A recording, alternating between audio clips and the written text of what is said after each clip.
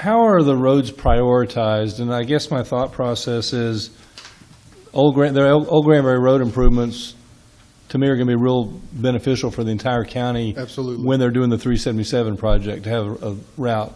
The bridge over the river benefits a portion of Pecan Plantation. I'm not slighting those folks, but Sure. because some people still use the front and back gate because it's closer for where they live. You're right. It only benefits just a small amount, and a bridge is real expensive.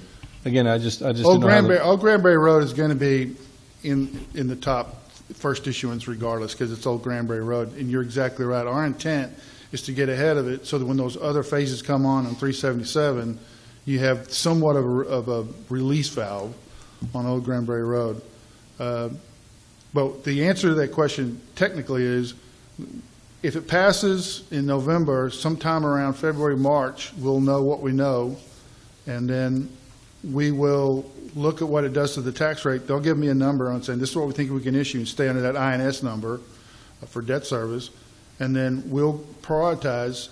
And remember, some of these, the $125 million, you only need $3 or $4 million to get started on and I know it sounds like a lot of money, but it's not for roads, to start the environmental clearance document. So the environmental assessment in the schematic is only about 3 to 4% of the total cost of the project. So when we may have $17 million in a bond program to do the EA schematic and PSNE, 8% of that, or 75% of that $17 million, is for construction document that you don't do for the first 18 months to 24 months because you're clearing the document. So we feather it in. So I'm thinking that we'll be able to get probably half of those projects on that list started in the first issuance, because the advanced planning is what that's called, is the cheapest part of the whole project. And Old Granbury Road, although it was last on the list, it's first in everybody's heart. And that's all we've heard about is Old Granbury Road. So the rest of these we'll try to prioritize them by geography, right? Because everybody wants to see something in their area you go. But mostly it's going to be what the county can afford at that time and what projects COG tells us they want us to do. On the on-system projects, we'll let TxDOT set that priority because it's their roads. And if we try to do something they don't want to do, it just makes it difficult. Now, I want to say one other thing.